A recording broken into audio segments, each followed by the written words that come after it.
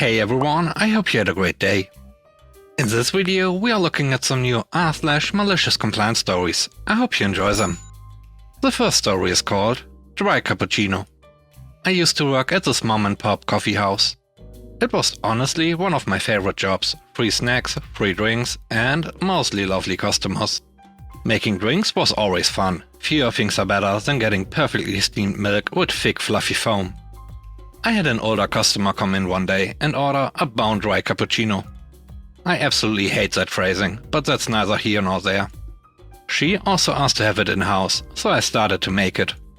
I would make several dry caps a day for my regulars, so I was pretty well versed in the drink. It's an espresso with a generous amount of that fluffy foam and very little milk, like very little. Placing the ceramic mug down on the counter, I say, "One dry cappuccino." And immediately she shoots me a nasty look. I was puzzled, but told her I hope she enjoys her drink and started cleaning my station. Before she's even halfway to her table, super small shop, she snaps backward and rudely tells me she ordered a bone dry cappuccino.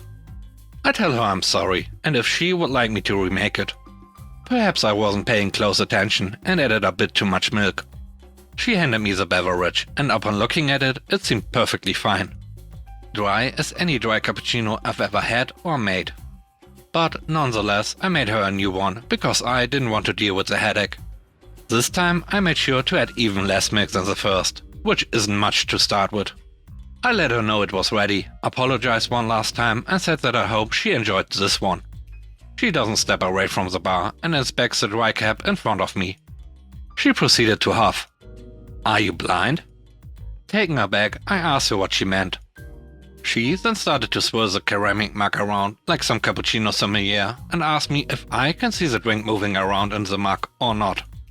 Confused I say, "I do? I mean, there's liquid in a ceramic cup, of course it's going to move." I asked her if she needs anything else. She slams her mug down on the bar and raises her voice, demanding a bone dry cappuccino. I tell her I will remake it a final time. She practically snores as she waits for her drink. One final bone dry cappuccino. She comes over to the bar again, as I place not one, but 2 cups. She grunts. "I only wanted one." No, this is one. Here's your foam, and over here is your espresso. It's a do-it-yourself bone dry cappuccino. Enjoy. She asks if she can just have her previous mug back, and I tell her I already put it down the drain. She then reaches her little crypt keeper hands in my tip jar. I pull the jar away and tell her if she does that again, I will have to ask her to leave, as I don't know if she put any dollar in, let alone how much. She huffed yet again, and I asked her if she needed help taking her 2 mugs to the table. She picked both up, sat down, mumbled, and stared at me the entire time. All I could do was smile and try to hold back my laughter. The next story is called Corrupt Manager. About a couple of decades ago, I used to work at a concrete production plant for a reputable construction company. Our company, like several other construction companies, were awarded a portion of a larger project. A large portion of land was earmarked for setting up temporary office buildings and concrete plants for the different construction companies. The sites were separated by temporary barriers and had separate entrances. As many of you may or may not know, concrete is produced by mixing cement, water, sand and stone grids along with special admixtures in a specific ratio. Our recipe also contained a special ingredient, stone dust. Turns out only our company used stone dust in our concrete and the neighbors did not. So a special truckload full of stone dust was specially shipped for us. My job entailed orchestrating concrete delivery to our project sites apart from a regular quality control task, like checking incoming materials for quality. Only after I had signed the delivery receipts, our store's personnel would unload the trucks at designated areas. A log of all trucks entering and leaving the concrete batching plant would be kept by security at the gate. Since my job entailed checking incoming material before accepting, the suppliers would usually try to offer some petty bribes. I always declined such offers, as once accepted, you became the dog and lost all respect in their eyes. Moreover, bad material also impacted the quality of the concrete produced. Strength, consistency and setting time, to name a few. Since concrete delivery was also part of my job, it was in my best interest to only accept good material. Otherwise, the client would chew me up during casting. One night, a supplier truck entered the premises with 20mm stone chips. Upon testing, I found them to be undersized for 20mm and oversized for 10mm. I went ahead and rejected the load. The driver and supplier started pestering me, offering bribes and whatnot. When I didn't budge, they called my boss, who asked me what was going on.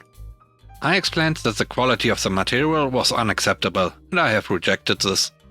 When I mentioned it is too small for 20mm, he ordered me to dump it in the 10mm bin anyway. I knew what that meant. My boss was on the supplier's payroll. A couple of weeks passed by and my boss asked me to reject a truckload of material from a very reliable supplier. He knew that the supplier was only delivering stone dust that day, and should we reject material, the entire load would be erased and a loss to the supplier. Once the stone chips or stone dust has left the quarry, they, for some reason, can't bring it back. Hence, my boss wanted to hit the supplier where it hurt most. Especially stone dust, as there was no other company that would take it. Cue the malicious compliance. I called the supplier, who had become a friend by now, and told him that I was under orders to reject the truck. He panicked and told me that my boss was putting pressure on him for bribes. This particular supplier believed in providing quality material. They always visited my lab to understand how I tested the material and what my requirements were. He would then go back to his quarry and adjust the equipment to deliver the best quality materials. Because he put so much effort into improving the quality of his product, he did not budge and bow down to my boss's demands. I asked the supplier friend to route a truckload of 20mm stone chips manned by some other company to my plant first. I would let the gate security lock the truck's entry and then promptly reject the material. He was then supposed to send the stone dust, which I would accept and be done with my task. Everything happened as planned. I completed my remaining activities for the night and went home. When I came back to work in the evening, my boss was waiting for me at the door. As expected, he had checked the entry and exit log as well as the material receipt history. He had noticed that I had accepted the stone dust and was chewing his anger, waiting for me to explain. He very casually asked me if I had rejected a truckload. I acted dumb and answered in affirmation.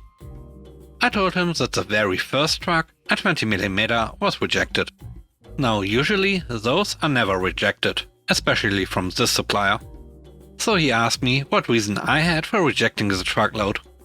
I said flakiness index, a test we never do as a field test, but is mandated by the client to be done once a quarter.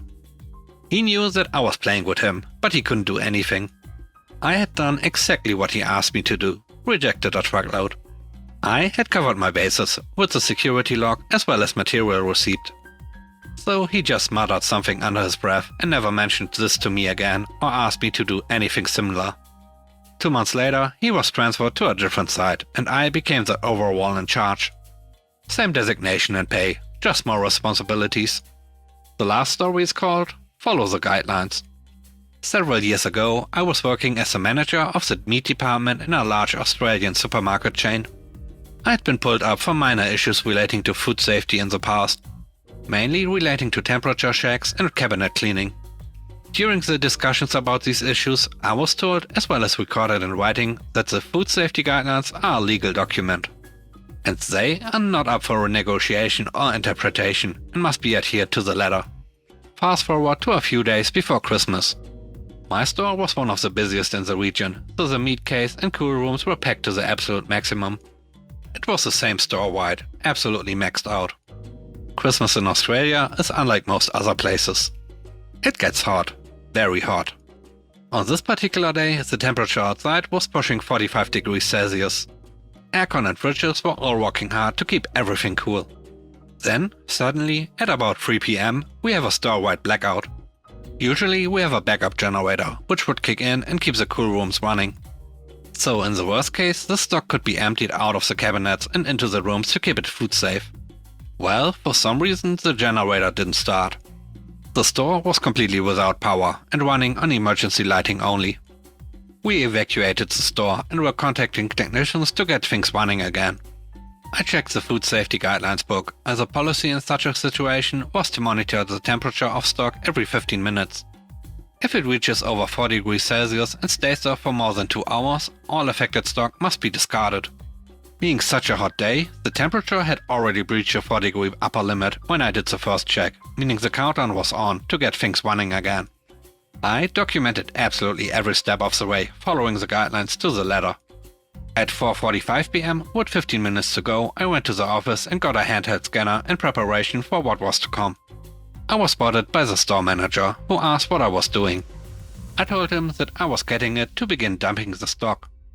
We argued back and forth, with him saying that the stock would be fine and that our refrigerated truck was on the way to move everything into. It ended in me saying the guidelines are a legal document. By ordering me to go against what they say, you are instructing me to break the law, which I am respectfully refusing. At 5 PM, I began scanning off and dumping stock from my case. I had already almost filled an entire dumpster with stock when the refrigerated truck turned up. The manager once again instructed me and the fellow department managers to take our now unsafe stock and move it into the truck. Everyone hesitated, but I flat out refused and continued dumping my stock. He eventually revoked my access to the handheld scanner in order to stop me. So I called the area manager, his boss, and explained the situation and what he had instructed. The area manager said, although it was never public, there was actually some built-in wiggle room between the company policy and the legislated state code. And that although it breaches the company policy, the state food safety code hadn't yet been breached. But he was furious that the store manager had instructed me to intentionally breach the company policy. I told the area manager that I had been instructed and documented to follow the safety guidelines to the absolute letter, and that the policy was non-negotiable and not up for interpretation. He agreed that I had done the correct thing by dumping the stock. And he also agreed that I was within my rights to refuse the orders of the store manager, thinking they were illegal. All in all, I dumped about $25,000 of stock. And my team got a ton of overtime to bring the case and stock levels back up to presentable standards for Christmas. The manager got a very severe reprimand and was fired for an unrelated issue not long after. The unrelated reason for firing him is quite simple to explain, I think. He broke the policy and they were watching his every move, so it was natural that they find something else. Thanks for watching the video to the end. I hope you enjoyed it. Please don't forget to leave a like, comment and subscribe, and if you have time, watch another of my videos. And now I hope you have a great day. See you soon. Bye bye.